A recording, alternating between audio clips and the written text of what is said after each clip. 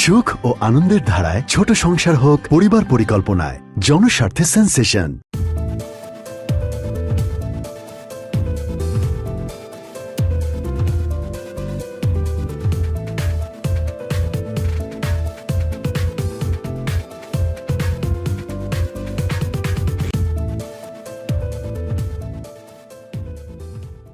প্রিয় দর্শক, সবাইকে আমন্ত্রণ জানাই চ্যানেলের নিয়মিত আয়োজন সেন্সেশন তারকা কথনে। আমাদের তারকা কথনে আমরা প্রত্যেক দিনই একটি তারকাকে আমাদের মাঝে নিয়ে আসার চেষ্টা করি, যিনি তার জীবনের গল্প, তার মিউজিক্যাল ক্যারিয়ার কিংবা তার ফিল্ম ইন্ডাস্ট্রিয়াল ক্যারিয়ার সব কিছুই আমাদের সাথে শেয়ার করে। আমরা আড্ডা দিই, আমরা গল্প করি এবং আপনাদের সাথেও সেই মুহূর্তটা আমরা শেয়ার করি। আমাদের সাথে আজকে যিনি আছেন তিনি আমাদের সবার প্রিয় এবং যার গান শুনলে আসলে আমাদের মধ্যে নৃত্য দোদুল্যতা তৈরি হয়, যেই রোম্যান্স, যেই সেন্সেশন এবং গানের যেই ছন্দ, এই ছন্দটা আমাদের মধ্যেই রয়ে যায় এবং যুগে যুগে সবার মধ্যেই রয়ে যায়। তিনি আর কেউ নন, তিনি আমাদের সবার প্রিয় শিল্পী ফাহমিদা নবী। কেমন আছেন? এই তো ভালো। অনেক অনেক ভালো লাগছে দেখতে। সবসময় আসলে আপনাকে ভিন্নভাবে দেখা যায়। আজকেও যেমনটা দেখছি, অসাধারণ একটা শাড়ি পরে এসেছেন এবং সেই একটা ফুল কানের পাশে, যেমনটা আমরা চিনি আপনাকে। শাড়িটা খুবই সুন্দর। এটা ওয়াইদাস কালেকশন থেকে নেয়া। ভালোই, মানে অনেক কঠিন কষ্ট করে কাজটা করা। একদম। এবং আপনি যা পরেন আসলে তাতেই ফাহমিদা নবীর স্টাইলটা আমরা দেখতে পাই। তা ভীষণ সুন্দর। আজকে আমরা অনেক কিছু নিয়ে আড্ডা দিব, তবে প্রথমে যেহেতু গান দিয়ে আমরা ফাহমিদা নবীকে আপন করে নিয়েছি, গান দিয়ে শুরু করব। এই যে বর্তমানে যে ট্রেন্ড চলছে গানের কিংবা মিউজিক্যাল বিভিন্ন চেঞ্জ আসছে, সেখানে আসলে কিভাবে কাজ করা হচ্ছে? এটা তো খুব স্বাভাবিক একটা প্রসেস যে মানুষের সব কিছু চেঞ্জ হতে থাকবে, ফরম্যাট চেঞ্জ হয়, কিন্তু বেসিক যেটা সেটা কিন্তু আসলে রয়ে যায়। যেমন বেসিকটা হচ্ছে একটা মেলোডি। আমার যেটা জনরা সেটা হলো আমার মেলোডিটা। তো আর আধুনিক গান, তো সেখানটায় ওই ওই বেসিকটা কিন্তু সবার জন্যই প্রযোজ্য। তারপরে আর কি কথার চেঞ্জ, সুরের একটুখানি চেঞ্জ, এগুলো তো আসবেই। সব কিছু অ্যাপ্রিসিয়েট করার মতো। তবে সব মানে ধরো অতিরিক্ত কিছুই কখনোই ভালো না। একদম তাই। এটাই। এবং আমরা দেখতে পাই আপনার গানে একদম প্রথম দিকে আপনার মিউজিক্যাল ক্যারিয়ারটা যখন থেকে শুরু হলো তখন থেকে এখন পর্যন্ত খুব আমূল কোনো পরিবর্তন আসেনি, ঠিক মেলোডিটাই আছে, ধারাটাকে ধরে রাখা। একদম তাই। মানে ফাহমিদা নবীর স্টাইলটা আমরা শুনলেই বুঝতে পারি যে না, আমাদের প্রিয় শিল্পী গাইছে। এবং আপনার অনেক বিখ্যাত গান আছে, যেমন লুকোচুরি লুকোচুরি গল্প, আকাশ খুলে বসে আছে। তো এই প্রত্যেকটা গানের মধ্যে আমরা ওই মেলোডিটা দেখতে পাই, সেম মেলোডিটা। হ্যাঁ, ওইটাই বলছি যে এক একজন এক একভাবে মানুষের কাছে গ্রহণযোগ্যতা পায়। তো আমার কাছে মানুষ romantic melody, sad sad romantic এগুলো মানে আশা করে। তো আমাকেও ইন্ডাস্ট্রি থেকে আসলে এই ধরনেরই গান দেয়া হয়, আমিও পছন্দ করি। যা সে কারণে দেখা যায় তিনটা কম্বিনেশনে, মানে অডিয়েন্স চয়েস, তারপরে ইন্ডাস্ট্রিতে যারা কাজ করছে ওদের চয়েস, আমার চয়েস মিলে একটা মানে সেই জায়গাটা ধরে রাখে, ওই মেলবন্ধনটা আসলে তৈরি হয়। মানে খুব একটা আমি মানে খুবই বলে না যে অনেক রিদমিক গান বা সেটা আসলে হয় না করা খুব একটা, খুব বেশি রিদম আমার জন্য না। আমরা জানি আমাদের জন্য আসলে খুবই দুঃখের একটা সংবাদ যে বাংলাদেশ টেলিভিশনের যে সাবেক পরিচালক ছিলেন মুস্তাফিজুর রহমান, উনি মারা গিয়েছেন। এবং আমরা জানি তার সঙ্গেও আপনার কাজ হয়েছে। তো আমরা আসলে আজকে অনুষ্ঠানের মাধ্যমে তাকে একটু স্মরণ করতে চাই এবং আপনার যদি কোনো স্মৃতি থেকে থাকে। হ্যাঁ, আমরা যখন অনেক ছোট ছিলাম, মানে যেতাম স্কুলে পড়তাম আসলে, তখন যখন যেতাম ওনাকে দেখতাম, উনি সবসময় টাই কোট পরে হাঁটতেন, মানে একটা স্টাইল ছিল ওনার হাঁটার মধ্যে, এবং সবার সাথে ওনার কথা বলা, ওনার আমাদের মানে যখন উনি দোতলায় বসতেন, যখন নিচে যেতেন আমরা দেখতাম হাসতো, সবাইকে যে যে হেসে কথা বলা, হ্যাঁ, ভালোবেসে একটা, এবং এবং প্রত্যেকটা মানুষের যে যেই কাজটা নিয়ে যাচ্ছে তাকে অ্যাপ্রিসিয়েট করা, এগুলো খুব ছিল এবং ভালো কাজ করতে চাইতেন। সেটাই আমার কাছে এখন মনে হয়, কারণ এই বয়সে এসে এখন আমরা যখন আলোচনা করি পুরনো মানুষদেরকে নিয়ে, আমরা দেখেছি ওনারা সবসময় সুন্দর কিছু মানুষের কাছে পৌঁছে দেবার চেষ্টায় সবসময় ব্যস্ত থাকতেন। তো উনি তাদের মধ্যে একজন, তার আত্মার শান্তি কামনা করছি। এরপর আমরা আবার গানের ফিরে যাব। আমরা দেখি বর্তমানে অনেকে মেলোডিয়াস গানগুলো করছে কিংবা গানে মেলোডি থাকে, কিন্তু আপনার গানে সামহাও আমরা একটা ম্যাজিক খুঁজে পাই, অর্থাৎ লিরিক্সের সাথে এই যে ভয়েসের প্রজেকশনটা, এবং আমরা জানি আমাদের ভয়েসের যে টোনটা থাকে, যে লিরিক্সের সাথে আমাদের টোনটা একটু চেঞ্জ করতে হয় কিংবা একটু বাড়াতে হয় ওই আবেদনটা তৈরি করার জন্য, এটার রহস্যটা আসলে কি? না, লিরিক্সটার ভিতরে ঢুকতে চাই আমি সবসময় পারি কিনা আমি জানি না। তবে যখন আমি কিছু রিসেন্টলি কাজ করেছি, সেগুলোর ভিডিওর কাজ চলছে, তো একটা হয়ে গেছে, আরেকটা আরও 3-4টা গানের ভিডিও বাকি, এর মধ্যেই করতে হবে। বাহ। তো সেদিন ছিল একটা গান অভিমানের শেষে, রাজু চৌধুরীর লেখা এবং রাহি এলাহি ওর সুর। গানটা করতে গিয়ে আমার মনে হলো কি যে গানের কথার মধ্যে না অনেক দুঃখ, অনেক ভালোবাসা, সব কিছু মিলিয়ে আর অভিমান করতে চায় না। তো ওই ওই জিনিসটা আমার তো কণ্ঠে আনতে হবে, ওই বেদনাটা, ওই ভালোবাসাটা, ওই কষ্টটা, মানে ভালোবাসার কষ্টটা এবং ফিরে পাওয়ার আনন্দটা, সেটা আনতে হবে। তার মানে দুটোর মিলিয়ে একটা কম্বো হতে হবে, যেটার মধ্যে বেদনাও থাকবে, ভালোবাসাটাও থাকবে।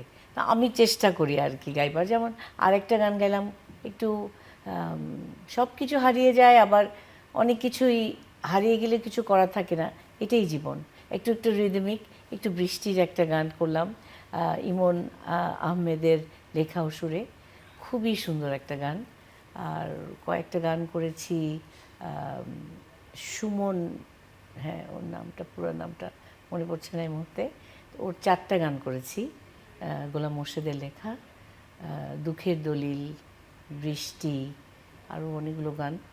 এই তো আমরা আপনার দিকে দিকে গানটা একটু দেখে আসতে চাইবো, মেঘলা আকাশের যে গানটা। হ্যাঁ, মেঘলা কারণ আকাশ এটা নিয়ে গানটা আমরা করেছি। অনেক আলোচনা হ্যাঁ, দেখেছি, এটার ভীষণ ভিডিওটা সুন্দর একটা গান। খুবই সবাই পছন্দ করেছে এবং একটা ইয়াং ছেলে, ও সৈকত, ওর সাথে একটা ডুয়েট করেছি। বাহ, গানটা চমৎকার। খুব ভালো, সবাই বলছে। অসাধারণ একটি গান, অসাধারণ একটি গানটা গান। খুব রেডিওতে চলছে, মানে সবাই আমাকে ফোন করে, বলে যে গাড়িতে আছি, মানে এখনো কিন্তু সিডি চলছে একদম, মানে হ্যাঁ, আমরা যদি আসলে গাড়িতে একটা লং কিন্তু ড্রাইভে যাই, গাড়িতে বৃষ্টি হয় বাইরে, গানটা রেডিওতে, শুনতে ভীষণ ভালো লাগার রেডিওর কথা। ছেড়ে গান শুনছে। তো মেঘলা আকাশ গানটা খুব, এখন বৃষ্টি হচ্ছে তো, শুনে আর আমাকে ফোন দেয়, আবার এবং আজকে আপনার চ্যানেলের একটা-" রেডিও ভূমিতেও এই গানটি চলছে। হ্যাঁ, রেডিও ভূমিও তো অনেক শুনে সবাই। সবাই শোনে এবং সবাই আপনাকে আসলে চ্যানেল আইয়ের মাধ্যমেই বলি না কেন, এত এত অডিয়েন্সের আপনার প্রতি ভালোবাসা, এটা সত্যি একটা আর্টিস্টের জন্য খুব পাওয়ার একটা ব্যাপার। আমরা সিনেমার গানে চলে যাব। আমরা দেখেছি আপনি বিভিন্ন সিনেমায় প্লেব্যাক সিঙ্গিংয়ে ছিলেন। তো আপনার বাবাও মাহমুদুর নবী যিনি ছিলেন, উনিও মানে এই সিনেমার গানগুলো শুরু করেছিলেন। তো বলা যায় একটা লিগ্যাসি ক্যারি করা। তো এই অভিজ্ঞতাটা নিয়ে কিংবা অনুভূতিটা নিয়ে জানতে চাই। হ্যাঁ, আমার বাবা তো আসলে বেশি ছবির গানই করেছে, আধুনিক গানও করেছে, কিন্তু ছবির গানগুলো তখনকার দিনের অনেক বেশি, কি বলবো, এখনও মানুষের মনে দাগ কেটে আছে। তো সেইভাবেই একটা গানের পরিবারে যেভাবে গান ভালোবেসে আগায়, আমরাও ভাই বোনরাও সেটা করছি, সেই লেগেসিটা ধরে রেখেছি, চেষ্টা করছি।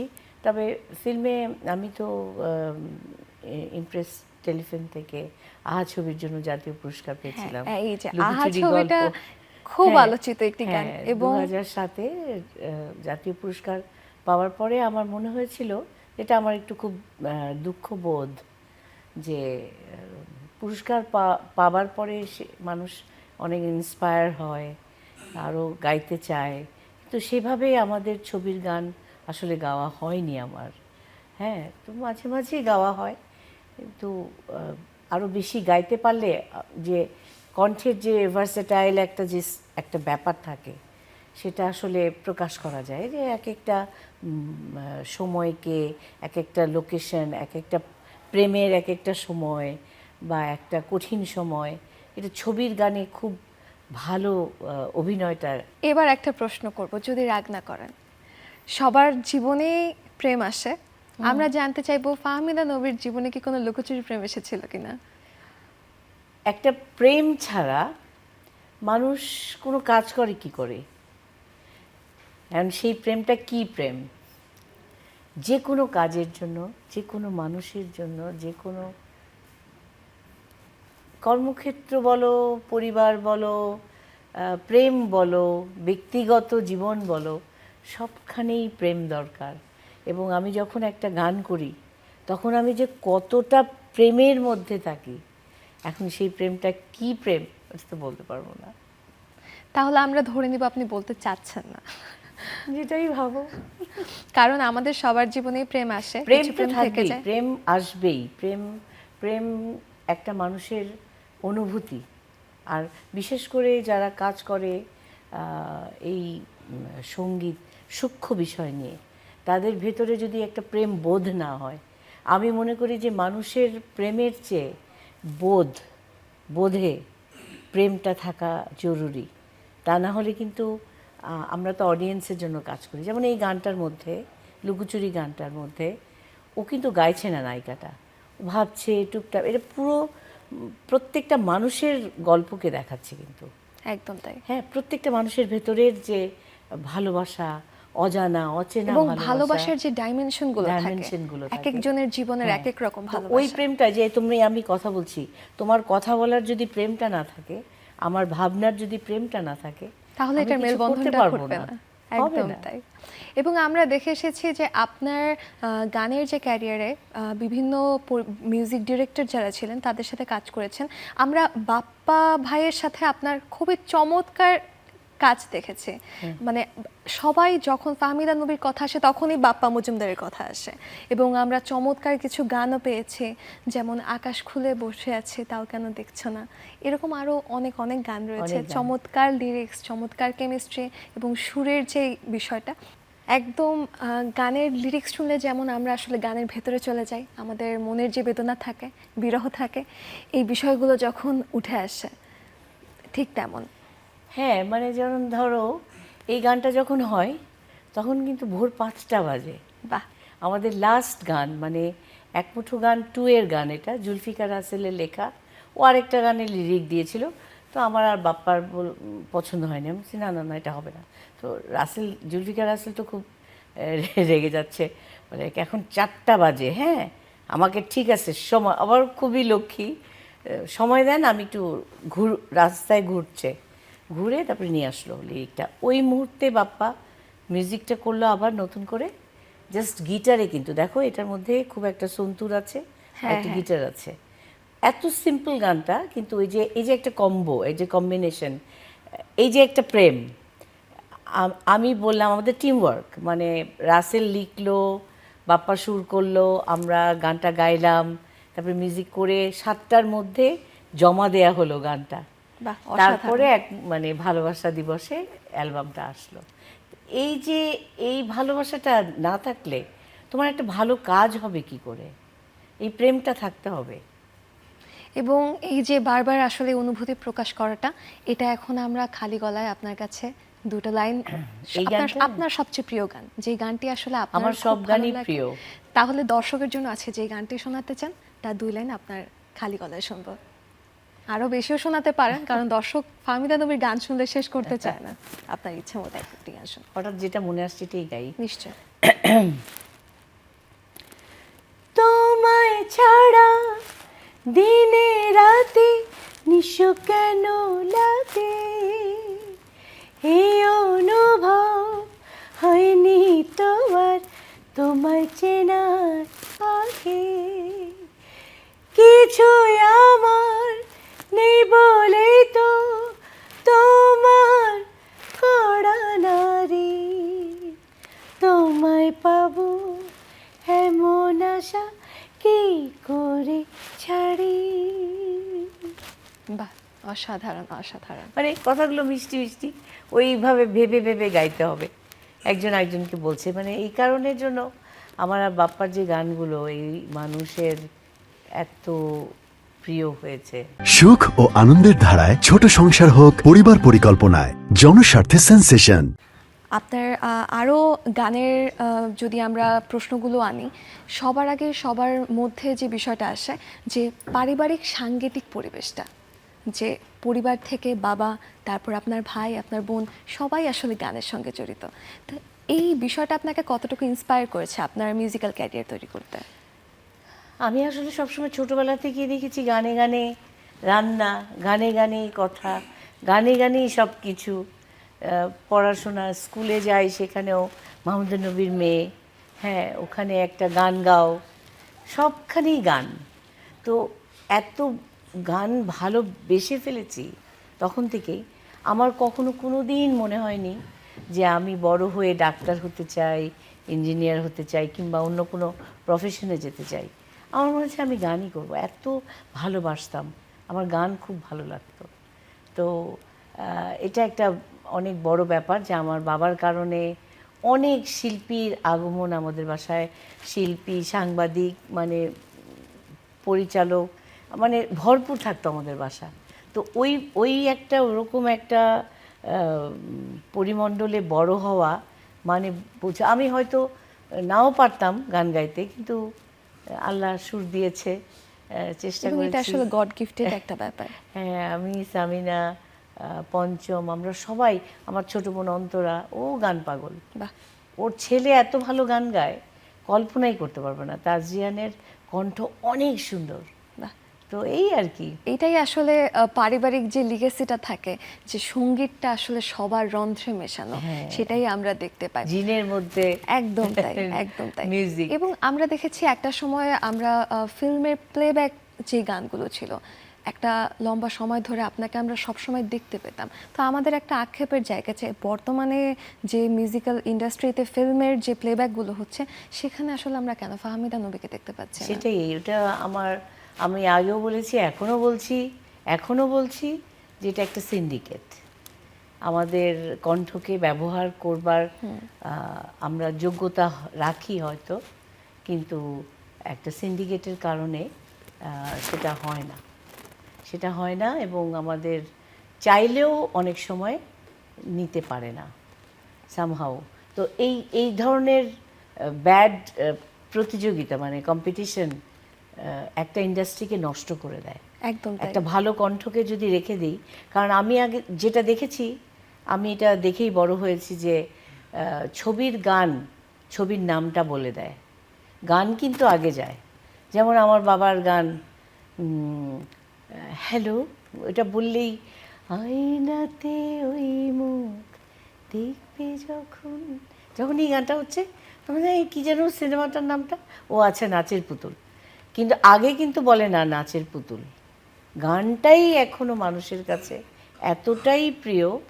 তো সেটাই বলছি যে একটা মেলোডি, একটা রোম্যান্টিক গান থাকতে হবে, একটা ছবিতে একটা ভালো গান থাকতে হবে। এখন একদম সেই তাই। গানটা কিন্তু নাই। কিছুদিন চলছে কিন্তু কেউ মনে রাখতে পারছে না এখনকার ছবির গান। এবং আমি বলবো, আমার অভিজ্ঞতা থেকে আমি বলবো, এখন যারা ছবি বানাচ্ছে তাদেরও কিন্তু পুরনো ওই জিনিসটাই মেনটেন করতে হবে যে আমার যত কিছু হোক আমার একটা ভালো গান রাখতে হবে।